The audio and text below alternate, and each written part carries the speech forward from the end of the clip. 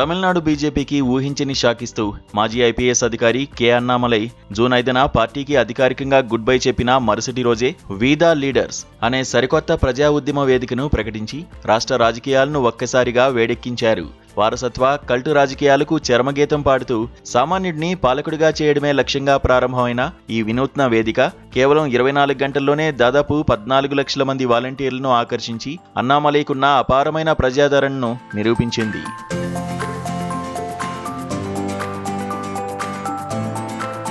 విద్య, వైద్యం, పర్యావరణ పరిరక్షణ, యువత సముద్ధరణే ధ్యేయంగా నడిచే ఈ సామాజిక విప్లవాన్ని భవిష్యత్తులో పూర్తి స్థాయి రాజకీయ పార్టీగా మార్చి రాబోయే లోక్సభ ఎన్నికల బరిలో నిలుపుతామని ఈ సందర్భంగా అన్నామలై సంచలన ప్రకటన చేశారు.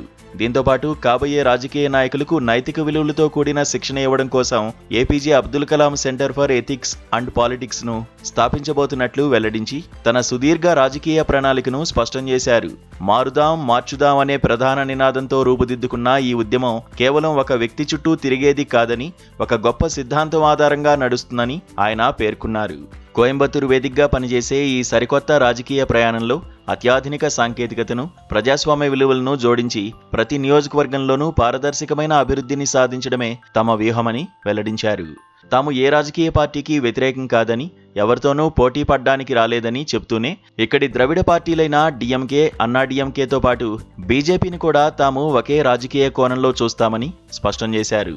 శాశ్వత ఎమ్మెల్యేలు, శాశ్వత ఎంపీలు అనే వారసత్వ సంస్కృతికి చర్మగీతం పాడి నిరుపేదలు, సామాన్యులే చట్టసభలకు వెళ్లేలా సరికొత్త రాజకీయ నాయకత్వాన్ని తయారు చేస్తామని అన్నామలై పిలుపునిచ్చారు.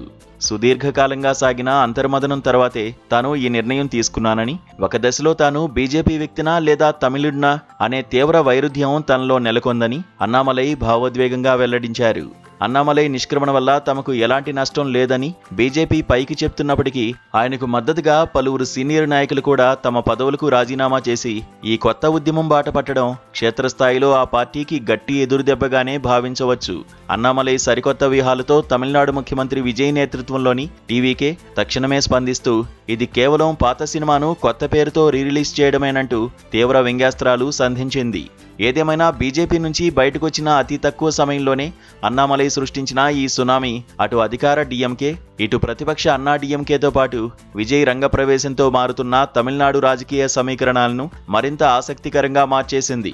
కేవలం వెబ్సైట్ ప్రారంభించిన కొన్ని గంటల్లోనే లక్షలాది మంది యువత, క్షేత్రస్థాయి నాయకులు స్వచ్ఛందంగా నమోదు చేసుకోవడం చూస్తుంటే రాబోయే స్థానిక సంస్థల ఎన్నికల్లో ఈ వి ద లీడర్స్ వేదిక సరికొత్త సంచలనాలకు కేంద్ర బిందువు కాబోతోందని రాజకీయ విశ్లేషకులు అంచనా వేస్తున్నారు.